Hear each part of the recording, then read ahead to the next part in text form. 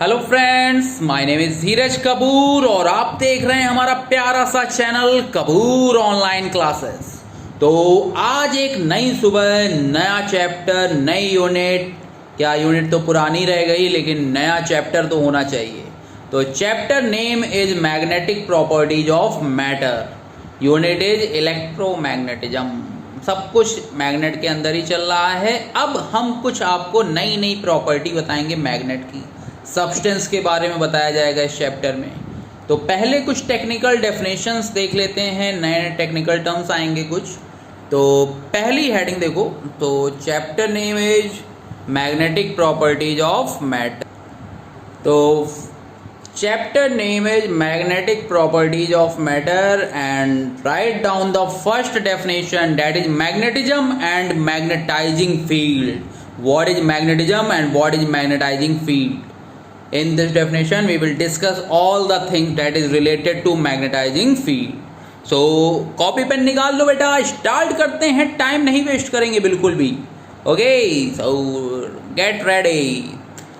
First heading is magnetism and magnetizing field. When an substance is placed in an external magnetic field, it get magnetized. भाई simple सी बात है, एक एक line पढ़ेंगे, एक एक लाइन समझाते रहेंगे, क्योंकि थ्योरी चैप्टर है, बहुत ज़्यादा डिटेल में नहीं जा पाओगे। सिंपल सिंपल सी लाइनें हैं, उसको दिमाग में रखनी है। तो देखो, when an substance is placed in an external magnetic field it get magnetised. अगर हम किसी भी सब्सटेंस को मैग्नेटिक फील्ड में रखेंगे, बाहरी एक्सटर्नल मैग्नेटिक फील्ड में, तो उसके अंदर क्या होगा, मैग्नेटिक प्रॉपर्टी आ जाएंगी। इसका पता कैसे चलेगा, कैसे पता चलेगा कि उसके अंदर कुछ नेट मैग्नेटिक मोमेंट जो होगा वो क्या हो जाएगा, इंड्यूस्ड हो जाएगा। इसी फिनोमिना को बोलते हैं magnetisation. And the applied external magnetic field is called magnetising field. समझ में आई बात? अगर किसी सब्सटेंस को हम एक्सटर्नल मैग्नेटिक फील्ड में रखें तो उस सब्सटेंस के अंदर क्या होगा, कुछ मैग्नेटिक बिहेवियर आ जाएगा। अच्छा, इसका पता कैसे चलेगा? पता चलेगा सब्सटेंस के अंदर नेट मैग्नेटिक मोमेंट आ जाएगा, और नेट मैग्नेटिक मोमेंट आएगा तो जो ये पूरा का पूरा फिनोमिना होता है, इसी को बोलते हैं मैग्नेटाइजेशन। और जो बाहर वाली एक्सटर्नल मैग्नेटिक फील्ड अप्लाई कर रहे होते हैं, उसी को हम लोग बोलते हैं मैग्नेटाइजिंग फील्ड, जो उस सब्सटेंस में फील्ड को क्या करती है, मैग्नेटाइज्ड कर देती है। नेक्स्ट हेडिंग है मैग्नेटिक इंटेंसिटी। इसको कैपिटल एच से रिप्रेजेंट करते हैं। तो इसको समझो क्या है, एक लाइन की डेफिनेशन है, बहुत ही सिंपल डेफिनेशन है, फॉर्मूले याद करने हैं थोड़े थोड़े। It is the ability of magnetising field to magnetised a given substance. कि मैग्नेटाइजिंग फील्ड की एबिलिटी कितनी है, जो वो गिवन सब्सटेंस को क्या कर रहा है, मैग्नेटाइज कर रहा है। तो इसी को बोलते हैं मैग्नेटिक इंटेंसिटी। फॉर्मूला अपनी कॉपी में लिख लो, 25 बार बोले हैं तुमसे, लिख लिया करो बेटा फॉर्मूला। यूनिट जो होगी वो हो जाएगी एम्पियर मीटर इनवर्स। अब हम लोग बात करते हैं इंटेंसिटी ऑफ मैग्नेटाइजेशन की। तो इंटेंसिटी ऑफ मैग्नेटाइजेशन देखो, इंटेंसिटी ऑफ मैग्नेटाइजेशन क्या होता है, it is the ability of substance to get magnetised in a given magnetising field. Intensity of magnetisation फिर से समझ लो, it is the ability of substance to get magnetised in a given magnetising field and it is defined as the induced magnetic moment per unit volume। Simply हम कह सकते हैं कि जितना हमने उसके अंदर क्या किया है, इंड्यूस्ड किया है। क्या इंड्यूस्ड किया है, मैग्नेटिक मोमेंट, और किसके रेस्पेक्ट में, पर यूनिट वॉल्यूम। वही हमारी कहलाती है इंटेंसिटी ऑफ मैग्नेटाइजेशन की, कितनी बॉडी क्या हुई है, मैग्नेटाइज्ड हुई है। तो I equal to simple formula आया MI magnetic moment upon volume. Magnetic moment पता है तुम्हें, स्मॉल m इंटू 2l होता है, और अपॉन a इंटू 2l। तो यहाँ से I का जो फॉर्मूला बना वो आ गया m/a। m क्या होता है, पोल स्ट्रेंथ, और a क्या होता है, एरिया। तो ये फॉर्मूला क्लियर हो गया। यूनिट की अगर हम बात करें तो यूनिट जो हो जाएगी वो होगी एम्पियर मीटर इनवर्स।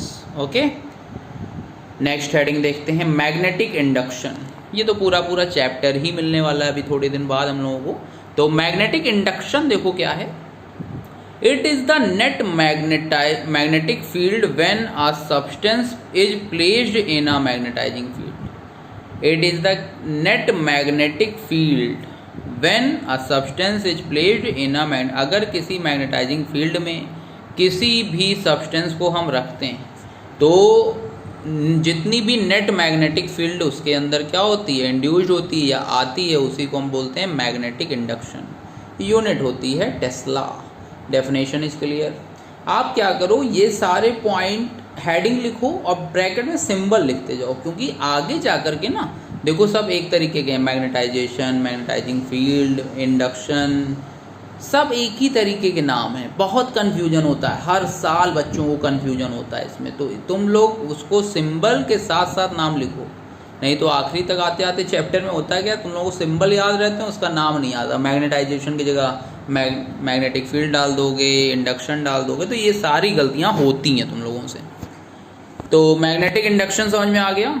अब बात आती है मैग्नेटिक ससेप्टिबिलिटी की। मैग्नेटिक, पहली बात तो ये कि इसको बोल नहीं पाते हैं आधे लोग, तो बोलना सीख लो। Magnetic susceptibility, susceptibility. ओके, तो GM, काई-M, GM से डिनोट करते हैं इसको। तो देखो इसमें क्या है, The ease with which a given substance can magnetized in a given magnetizing field। कितनी आसानी से एक गिवन सब्सटेंस मैग्नेटाइज्ड हो जाता है, कहाँ पर, मैग्नेटिक फील्ड में, जो बाहर से एक्सटर्नल मिलती है, उसी को हम लोग बोलते हैं मैग्नेटिक ससेप्टिबिलिटी। ओके, तो फॉर्मूला क्या होता है, GM काई-M इक्वल टू I/H। तो रेशियो किसका किसका है, intensity of magnetisation capital I to the magnetic intensity. ठीक है, तो I/H। यूनिट तो कुछ होने वाली है नहीं बेटा, यूनिट क्या होगा, यूनिट लेस। फिर आता है परमिएबिलिटी। क्या होता है, तो परमिएबिलिटी देखो क्या है, it is the ratio of magnetic induction to the magnetic intensity. तो देखो नाम लगभग एक ही जैसे चलते रहते हैं इसमें। कहा है तुमसे पहले ही मैंने कि नाम में बहुत कन्फ्यूजन है। तो म्यू परमेबिलिटी के लिए हो गया, बी जो हुआ वो मैग्नेटिक इंडक्शन के लिए, एच जो हुआ वो मैग्नेटिक इंटेंसिटी के लिए। ठीक है, तो यूनिट यहाँ से कैलकुलेट कर लोगे। अब बात आती है रिलेटिव परमेबिलिटी की। तो रिलेटिव परमेबिलिटी देखो क्या है, it is the ratio of permeability of medium to the permeability of free space. तो यहाँ से अगर हम करें तो म्यू आर इक्वल टू आ जाएगा mu by mu nought. Mu R जो होगा वो क्या हो जाएगा, रिलेटिव परमेबिलिटी, म्यू जो होगा वो हो जाएगा मीडियम के अंदर परमेबिलिटी, और म्यू नॉट जो हो जाएगा वो हो जाएगा परमेबिलिटी ऑफ फ्री स्पेस। अब बात आती है बेटा कि रिलेशन क्या होगा ससेप्टिबिलिटी एंड रिलेटिव परमेबिलिटी में। तो देखो हम यहाँ से स्टार्ट करने जा रहे हैं। ये फॉर्मूला पता था हमें, H equal to B by mu nought minus I. Starting की डेफिनेशन में ही ये फॉर्मूला आ गया था।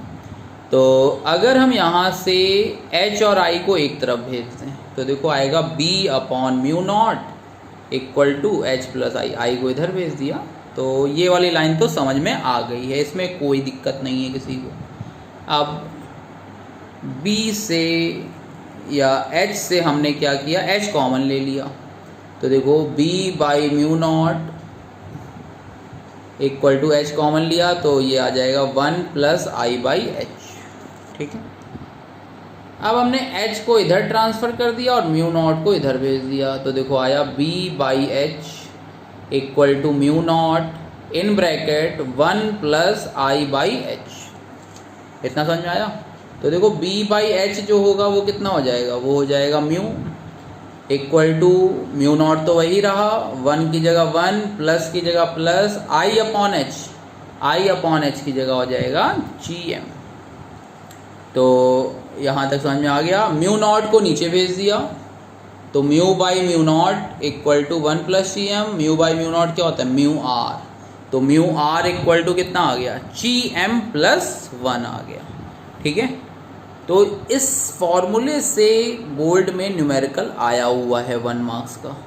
उसमें क्या होता है, सिंपल सा फॉर्मूला देते हैं, ची एम की वैल्यू देते हैं और म्यू आर कैलकुलेट करा लेते हैं। तो बहुत ही सिंपल होता है, कैलकुलेटर से करना होता है, बस 1 ऐड कर देना होता है, जो भी वैल्यू है। कैलकुलेटर ना भी हो तब भी आ जाएगा, तो ऐसी कोई दिक्कत नहीं होती। ठीक है, तो आज के वीडियो में देखो हम लोगों ने कन्फ्यूजिंग नाम सुने बहुत ज़्यादा। मैग्नेटिज्म क्या होता है, मैग्नेटाइजिंग फील्ड क्या होती, जो एक्सटर्नल फील्ड लगाते हैं उसी को बोलते हैं मैग्नेटाइजिंग फील्ड। फिर आया मैग्नेटिक इंटेंसिटी क्या होती, मैग्नेटिक इंटेंसिटी को दिखाते हैं कैपिटल एच से। इंटेंसिटी ऑफ मैग्नेटाइजेशन इसको दिखाते हैं कैपिटल आई से। तो अभी तक 2 आए हैं सिंबल, एक एच एक आई। फिर उसके बाद आया मैग्नेटिक इंडक्शन, इसको दिखाते हैं बी से। फिर ससेप्टिबिलिटी आई, परमेबिलिटी आई, रिलेटिव परमेबिलिटी आई, रिलेशन आया किसमें, permeability, relative permeability and susceptibility में। तो यहाँ तक की वीडियो फर्स्ट पार्ट इसका कंप्लीट हो गया, जिसमें हम लोगों ने कुछ टेक्निकल टर्म्स सीखे। अब नेक्स्ट वीडियो में हम लोग देखेंगे कि classification of substance on the basis of magnetic behaviour, कि मैग्नेटिक बिहेवियर के बेसिस पे क्या क्या क्लासिफिकेशन हुए सब्सटेंस में।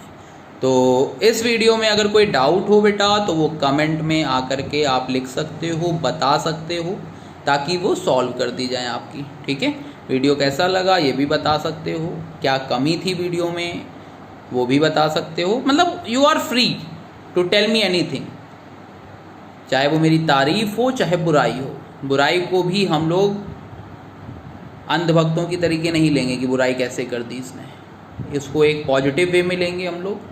और जो भी डाउट होगा, जो भी कमी होगी, वो नेक्स्ट वीडियो में क्या होगी, सुधारी जाएगी। यही हमारा मोटो है। ठीक है, चलो तब तक के लिए बेटा goodbye, take care all of you.